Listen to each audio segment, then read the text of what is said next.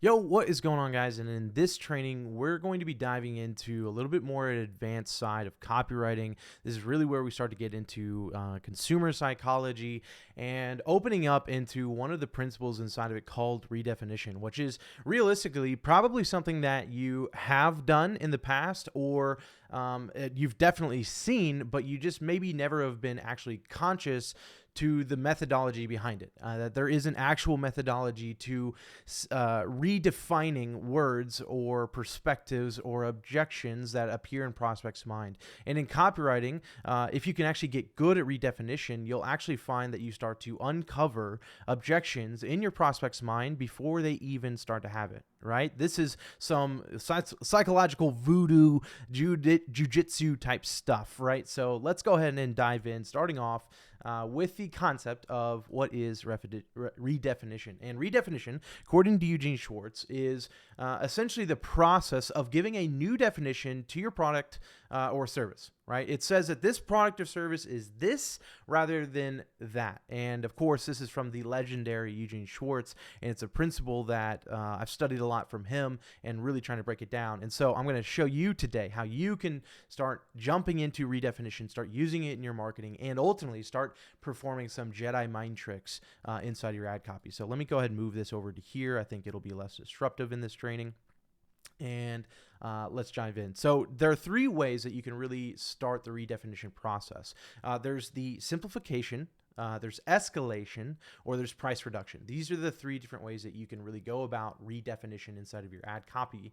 So again, thinking of, okay, my prospect is perhaps thinking of my product or service this way, or the process that I'm offering this way. I want to redefine it in a way that now becomes acceptable, right? Thinking in our heuristic, we want to make sure that, V is greater than C and that it is also acceptable at the same time. And so thinking of that, this is going to be a three-part series. This first video is going to be on simplification, and then in the next video, we're going to talk about escalation, and then in the final video, we'll talk about price reduction and how you can do all of that. And then at the end of it, you should be, boom, on your way to becoming a master at redefinition and applying it in your own copy. So starting off, simplification. Let's talk about it. So simplification is basically taking the seemingly difficult or complicated product and service and simplifying it in the prospect's mind. Okay. Why would we do this? Well, if it's a complicated product or the process seems friction heavy, these types of offers can raise unignorable or impassable objections in your prospect's mind. Right? Remembering that the entire conversion process, you want to flow clearly. And anytime you start to have hiccups, you create friction, and that friction requires energy and exertion for your prospect to overcome and therefore actually become a customer or be a lead or whatever you're actually trying to get them to do, right? And so thereby, when you have these increased friction points or it seems complicated or difficult in the prospect's mind, it increases the C in the conversion heuristic or the cost, right? And in this point, when you raise the cost beyond a certain level, it no longer is acceptable in your prospect's mind. And so now they will not convert. And this is where you have hiccups, right? And honestly, this happens a lot inside of marketing, especially when people believe that their market or audience is sophisticated, which does not necessarily mean their market is highly skilled or highly competent, or even, realistically, it doesn't necessarily mean highly intelligent.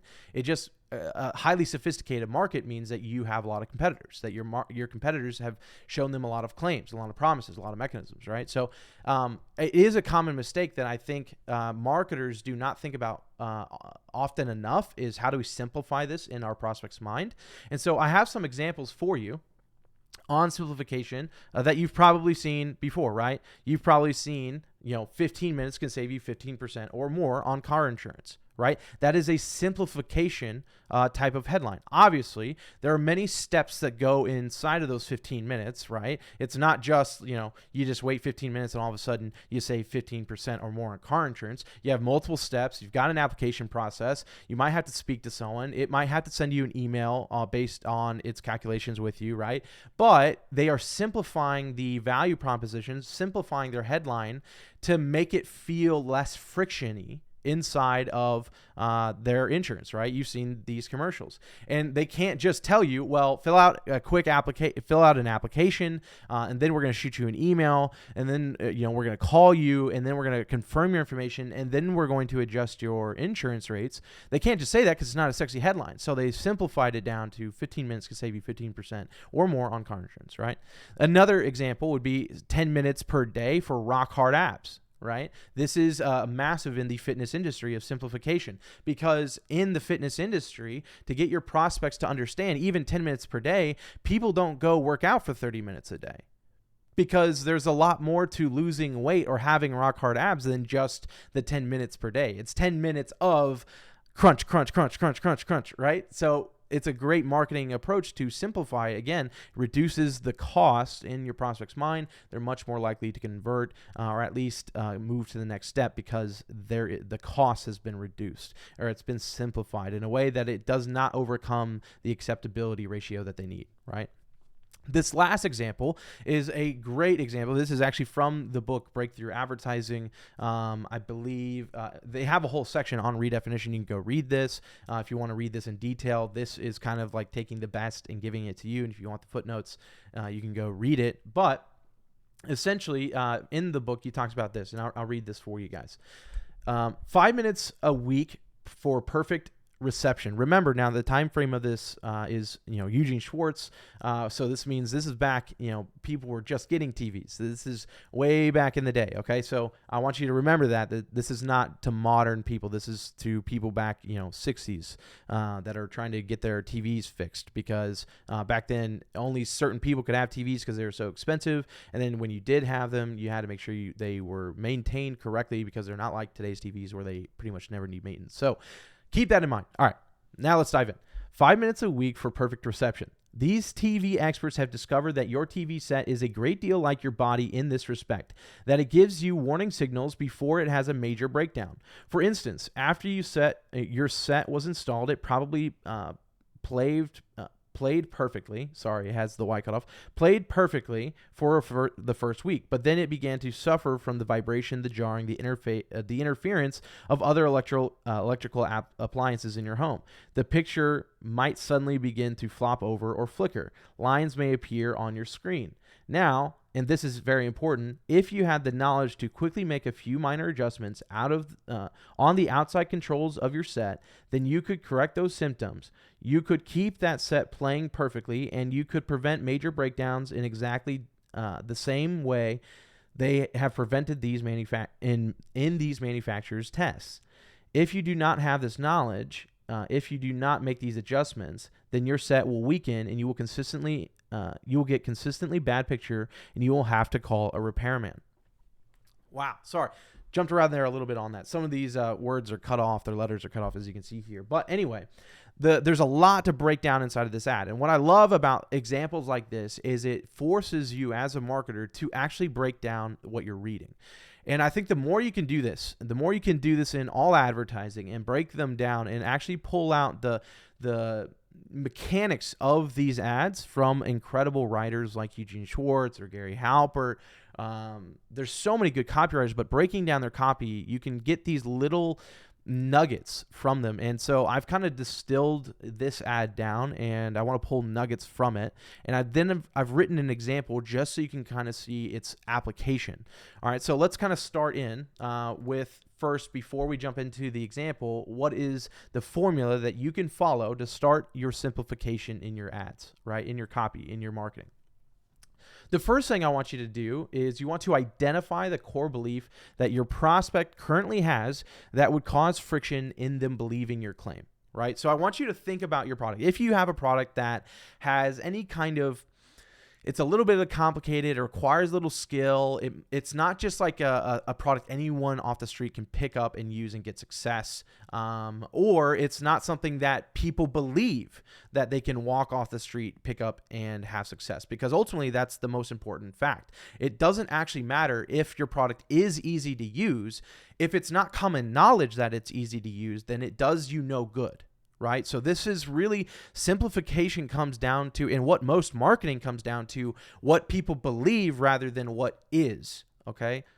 right? Like, and it's weird because you're often told to be the opposite. You're often told to think of the world as it is, not how it should be. But in marketing and advertising, we have to see it how our prospects see it, not how it actually is, right? So all of this is based on their belief. That's very, very important. It's their belief, not yours, not what actually is true. It's their belief, okay? So I want you to think about, what are all the beliefs that my prospects currently have that would cause friction in them believing the claim, right? In the ad that we just shown, what we can actually see is that all of this is about making adjustments, or what we would call repairs, right? But notice, and they break this down in the book, notice how none of this, not until the very last sentence really, do they even say repair. Because one of the common beliefs that they realized about their market was that their market believed repairs were too difficult. So even saying the word repairs made it increased cost beyond acceptability for their prospects, because they did not believe they knew what it took, or they could get what it takes to be a repairman without a lot of effort, right? And that's why they call a repairman, because they believe that person is very highly trained, and so they're supposed to do it. But what this ad did, and what it was selling, was a DIY TV repair book, basically. It shows you how to do your own repairs. But they realized that their market believed that repairs were too difficult, and they did not want to do that. And so they shifted it to what you can see here is a few minor adjustments on the outside controls of your set. That's a repair, but their market was not aware or did not believe that they could perform repairs. So what they had to do was redefine the word repair in their consumer or their prospect's mind. Now, these minor adjustments would have previously been thought of as repairs, but they're no longer that. Now they're saying you do these minor adjustments so that your TV doesn't break and it maintains well and does great, so that you never have to call a repairman to do an actual repair. These are minor adjustments, right? They have totally simplified the conflict or the issue inside of the prospect's mind, maybe even before the prospect knew that repair would be an objection, right? So super interesting. All right, going back, you've identified those friction points. What are they? Write them out. Then I want you to redefine. This is the part where you take those beliefs that they have, the whatever they believe is complicated or hard or difficult, and you redefine the friction points into simpler and more commonly understood analogies, right? Small repairs become minor adjustments. I want you, because I want to remove the fear that comes with repair. Repair goes, oh shoot, this is a project. When I say repair, what do you think about? Maybe you think about tools. Maybe you think about, a preparation table, and you've got all your tools, and you've got a roadmap and a game plan, right? Like I got to change that to minor adjustments. And then I'm going to change, another example would be like changing an annual physical, which might sound like it increases cost, because physical, it's like, what does physical mean? Are they going to have to, am I going to have to drop my drawers? Are they going to make me run on a treadmill? Like, what does an annual physical mean? Changing it and simplifying it to yearly checkup, where it feels lighter, it lowers the cost, it doesn't feel as complicated, and it just feels light, right? It's almost the same thing as saying like taking a survey rather than an application. A survey feels lighter, right? So then finally, after you've redefined those friction points, I want you to create support for the redefinition in the copy to lower costs and increase acceptability. Right? So I want to show you an example of what that would look like using this kind of flow. But before we do, I think it's really important that we discuss this. See, Eugene Schwartz says, innovation without acceptance is valueless.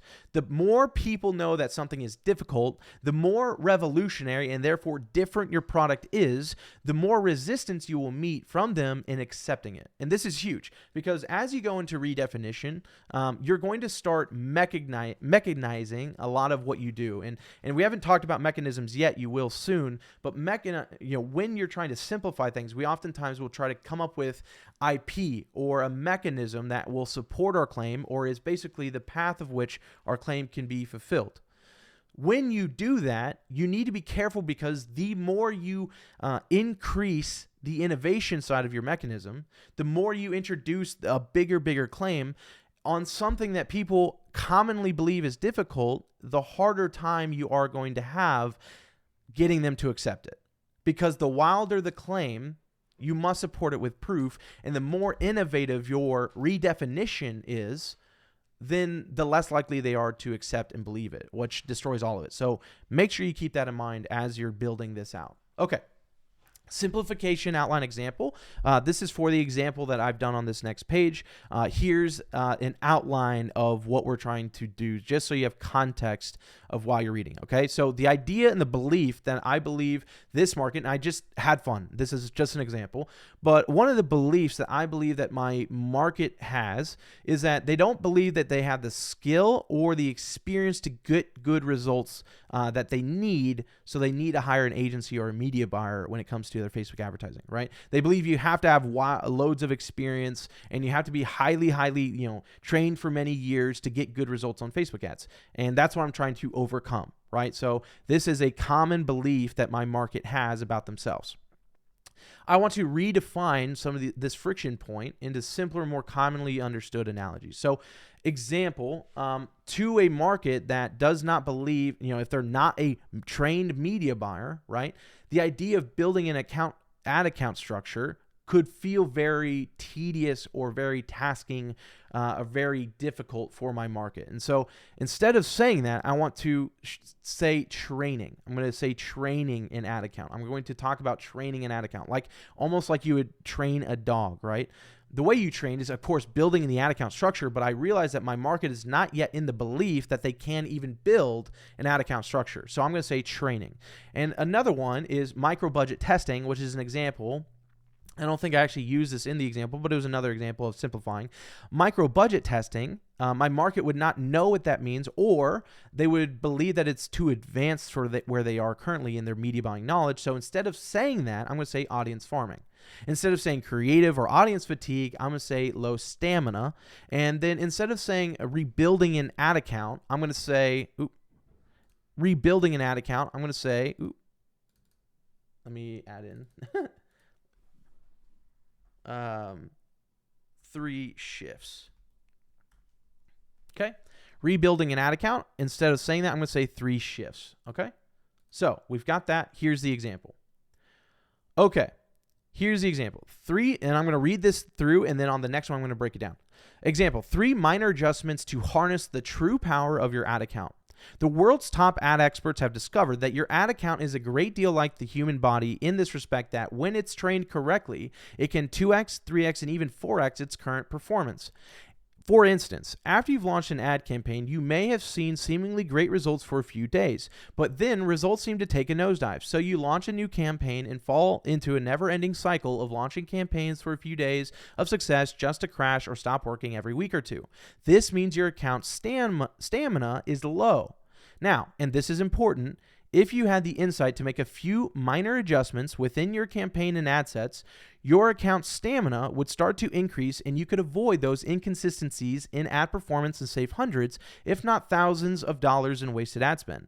These are the same 3 shifts ad experts swear by while managing accounts spending $5 million per month. Without this insight, your ad account stamina will continue to get lower and lower, performing consistently and eventually require a big agency's help to retrain and fix. Okay, let's break this down. There we go. All right, breaking this down. As you can see in the headline, I kept it simple. I want to keep it desire-based, and you want to make it feel, again, the idea is simplifying. I want to make it feel like that 15 minutes or less can save you 15% or more on car insurance, right? So in this, I'm saying 3 minor adjustments to harness the true power of your ad account, right? Then I'm going to go into immediately compare the product or service to something relatable. As you can see, using similar frameworks to the Eugene Schwartz ad. Right? The world's top ad experts have discovered that your account is a great deal like the human body, right? I like that comparison they made, so I'm using it. And again, this is the cool part about advertising. Feel free to use it. You're not plagiarizing. You're using principles that you're learning, okay? Now, if you just did word for word this ad, yeah, that would be plagiarizing. But take this ad, take the framework and mend it towards your own, right? And that's the goal. Okay, so immediately compare it to the human body. Great. Next, I tie the example to the process, right? So I've shown them a process that they're probably familiar with, right? Ads launch and then fail after a few days. This means your ad account stamina is low. I related it back to training the ad account, right? this means your ad account stamina is low. Next, initiate the turn. This is very, very important. You want to spend a lot of time on this because you can't have a hiccup here. When you try to initiate a turn from, hey, I'm merging your hell of a world and your heaven, which is your desire, I'm trying to merge those worlds, the turn is showing them that there's a way to merge. There's a way to take them from the world they know that could exist, right? Which big agencies have to run ad accounts, media buyers with a lot of experience have to run ad accounts, right? I'm showing them that, hey, there is that world that you think exists, but I'm also showing you another world where you can actually merge. You can have the best of that world and stay in yours and fix what you want, right? So the turn is the golden key phrase, after I go into the confident, relating it back to the metaphor, I initiate the golden key phrase, which essentially is, this is the thing to show you your path from hell to heaven, right? In copy, we go from, we want to take prospects from their hell, where their pains are, right? Their embarrassments, they're, getting held back, all that kind of stuff. And you want to show them a path to getting to heaven, right? And the golden key phrase is essentially, what is that path? Right? What is that path? And so what I'm saying in this ad is the path to their heaven is insight, right? So I said now, and this is important, if you had the insight, path to heaven, insight, to make a few minor adjustments, the turn is basically the minor adjustments. I'm showing them, hey, it's no longer getting an agency or hiring something super expensive. You can actually just do minor adjustments to achieve an outcome within your campaign and ad sets. And then the next part is this turn will allow you to avoid pain altogether. What is this pain? Well, the pain originally is that they will have inconsistencies in ad performance. So I'm saying with the insight and a few minor adjustments, which is the turn, merging the worlds, you will avoid the inconsistencies in ad performance. And then I'm giving, and this next part is just added bonus, and save hundreds, if not thousands of dollars in wasted ad spend, which is kind of like the benefit of the benefit. And then the final thing is, without this insight, this golden key, they will continue to struggle and it will get even worse, right? So I'm saying without the insight, the golden key, your account stamina will continue to get lower and lower, perform more inconsistently, and eventually require big agencies' help to retrain and fix. Without this golden key, you don't get anything you want, right? So that is simplification. It's a great example. Go with it. Create your own formula. Start and take your time on this. Be okay with having a bunch of redefinitions, just like headlines. Write a bunch of them out. What is every belief that could stand in the way of your prospect from converting, and then redefine all of them. And then spend time testing what redefinitions or what simplifications are more effective. Cool? Awesome. In the next video, we will go over escalation and how you can use that inside of redefinition. Cheers.